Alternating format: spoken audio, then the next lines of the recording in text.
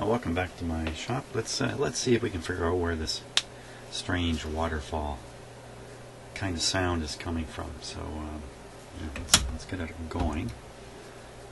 Okay, motor's off. Amp on. First we'll listen to it a little bit. I did find some interesting things about selecting different inputs having a different effect. So okay, it's just warming up now.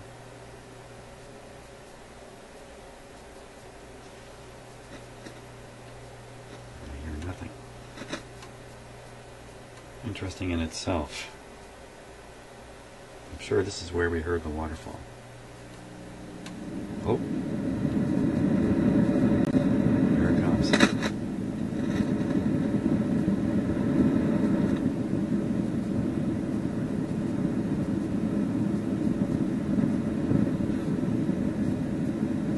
Okay, now what I discovered was these inputs don't generate any waterfall sound. Just this one. And these work. And these are actually lower level inputs. These are microphone inputs. These ones here actually. Whereas this is a phono input. It's not nearly as sensitive.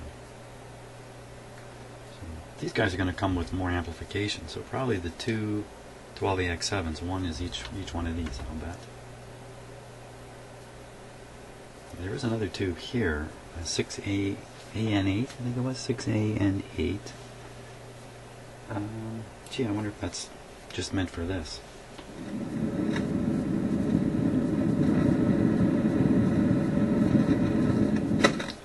So I think what we'll do is we'll pull a tube out and operate the set without the tube, see if the sound goes away. So cut the power when I do this. Often, you know, you can pull these tubes in and out while things are operating, but I just don't like doing that. Oh.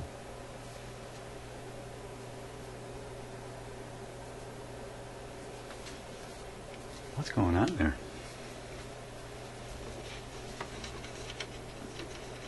Those tube covers feel as solid as a rock.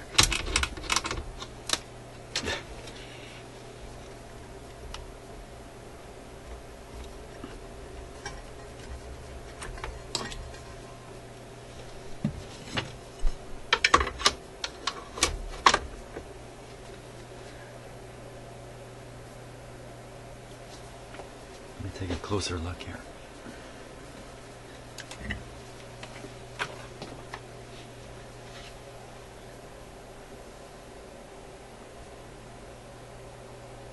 No. At first I thought the whole cover was riveted in, but no, those are the rivets probably holding the tube socket, and this is just really stuck on there. This is the one I'm pulling on here. There it goes. Well, what was the big deal? It was no big deal.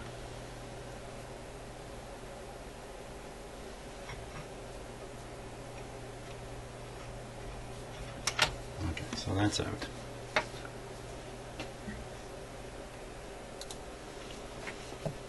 That was the 6AN8. What does a 6AN8 do? 6. Fairly common tube. 6AN8. Medium mu triode sharp cutoff pentode. Wide variety of applications in color televisions. Intermediate frequency amplifier, video amp, AGC amplifier. Triodes use a low frequency oscillator.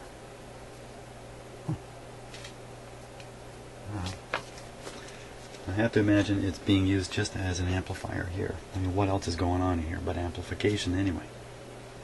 Nothing else. So we'll operate it without that tube in the circuit. See if we get the same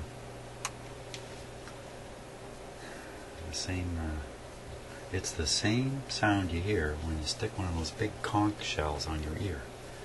You know where they say you hear the ocean? It's actually been this all along.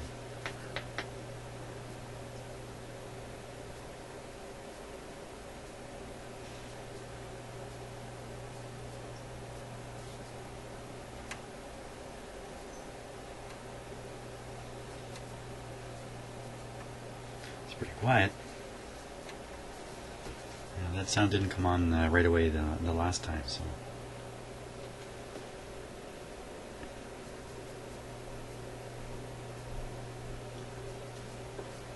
Okay, we'll check it again here. No sound like that. So the sound is either ahead of this tube or it is the tube itself. Okay, let's put the tube back in. Sometimes that's the end of the problem. You never know.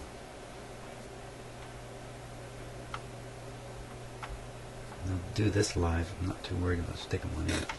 Scare me. Turn the volumes down. What did I just say?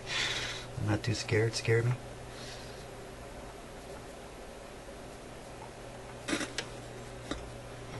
Oh, I heard a little bit of feedbacky whistle there for a moment. I don't know if that came across on the video or not, but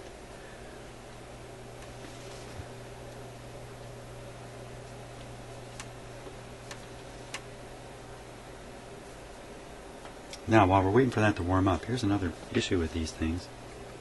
This is very common in this old equipment, and I don't really know what it is, but I'm sure one of you does. This white stuff that's all over these knobs.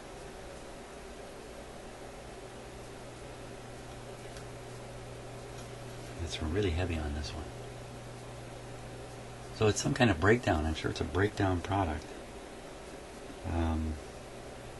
of this kind of plastic, but I don't know much about it. So maybe somebody knows something a little more about that. Okay, so let's listen now. Hey, that sound is gone.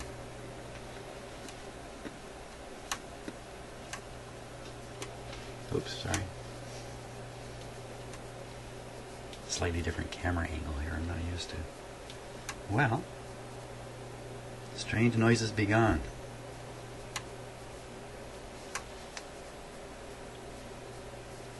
Okay, we're going to shut it off. And we're going to do the standard wiggling of the tubes here. And the reason I'm doing this is because it's just good to renew all these contact points.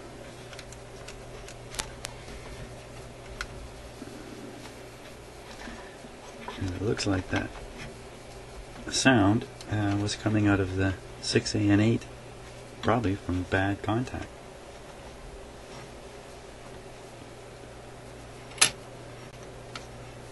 There we go. Back on again.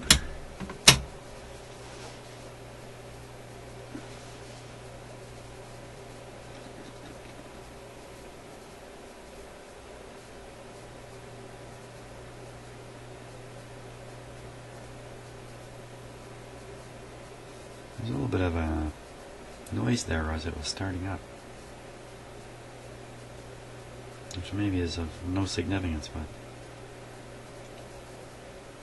I have nothing else to think about while I'm standing here waiting. Okay. Hey.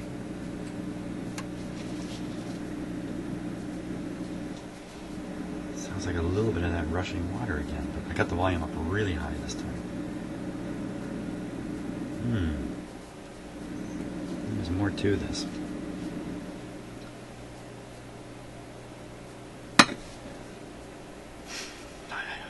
Volume down here.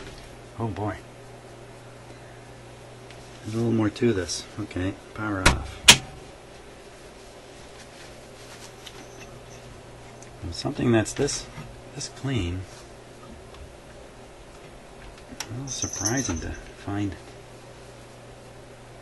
a tube with such bad contacts.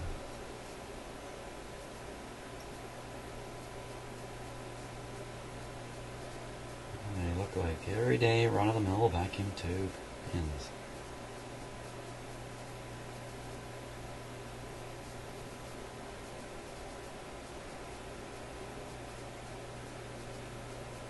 Might be something there.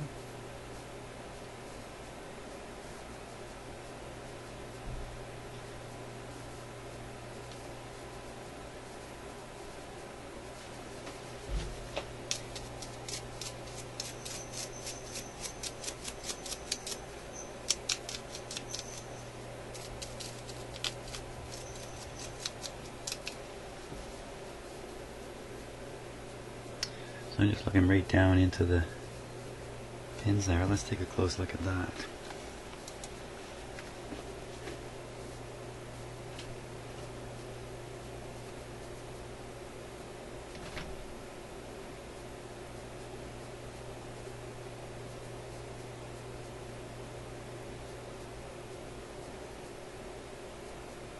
I don't see anything special in any of those spots there.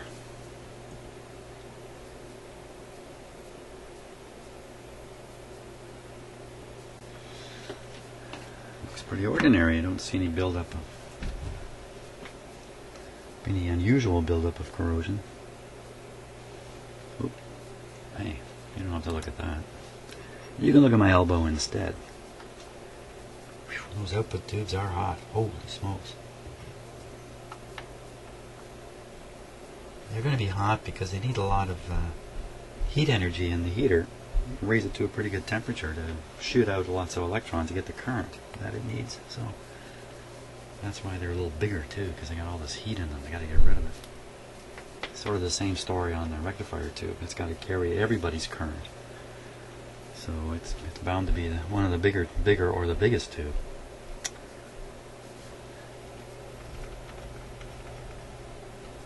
Okay. Once more, we give it a try here. Well, probably more than once more. Really.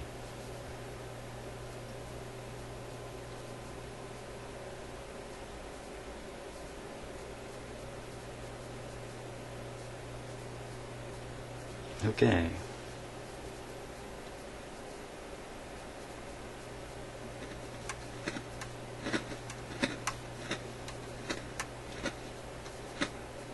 Pretty good now. Uh-oh, wait a minute. Still warming up.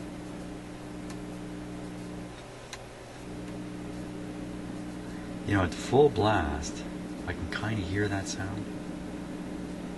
There's also a hum there. That's full blast. This thing's going nowhere near full blast when you're playing a record.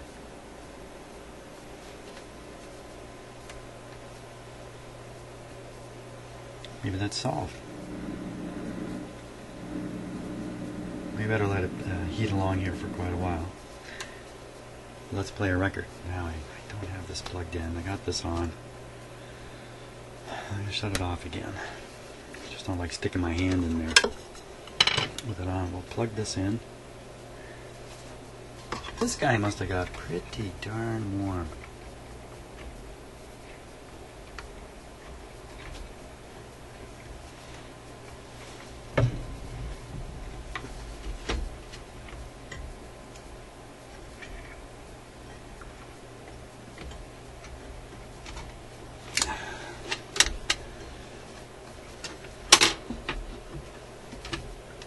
The heat would be coming right up through here, be heating up this.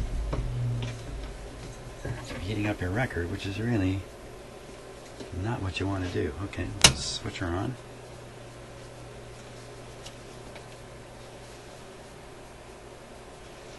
Let me get another 78 record. Okay, so I got quite a few choices here. I got some more like the ones we just... I'm trying. Look at this. I'm not going to do this. Look at it. Okay, this came in a National Geographic magazine when I was a kid. I couldn't believe it. I grabbed this and put it on the record player, and sure enough, you can play this. It's a record. It's like a floppy disk, floppy LP record. Isn't that something? And you can still play this, but we won't. This record, ah man, it's got this huge crack through it. Can you see that? Yeah, it's just a gigantic crack there. Anyway, trust me, you can't see it. I can't play it, but this record is great. This is by Yogi Jorgensen. He's a well-known Swedish. I have a Swedish background. So at Christmas time, my grandparents played this exact record all the time. And there's a song here called I Just Go Nuts at Christmas. And I'm telling you, you got to listen to this. If you don't know about this song, go on YouTube and look for I Just. That's just with a Y. I Just Go Nuts at Christmas. This will crack you up. I'm so sad that it's cracked up. And now, let's see what's in the bag here. I'm pretty sure. Whispering Foxtrot. Oh, this is a pretty scratched up record, too. Let's try I got one more here. I got a bunch of these. They've taken. Hey, this one doesn't look quite so bad. This looks like a micro groove.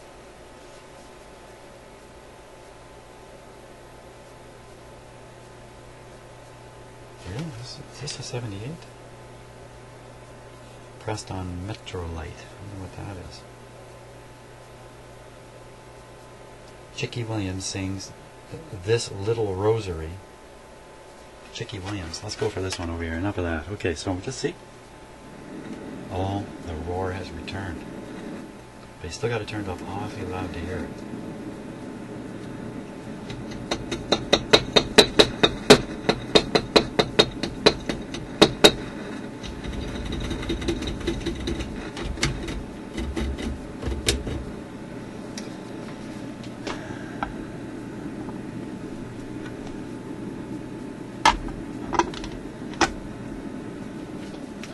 So we'll see if that's 78 once we get her going here. Turn it down. Ooh. We're on the 78 needle on the 78 weight.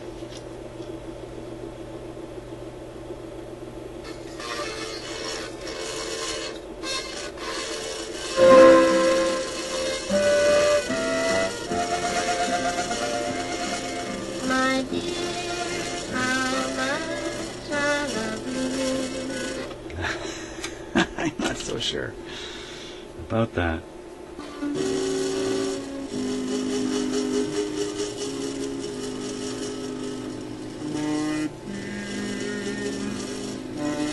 Well, that's definitely too slow. So unless this thing was done at some bizarre speed, this has to be right.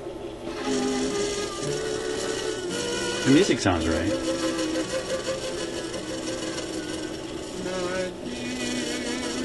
Yeah, that sounds alright.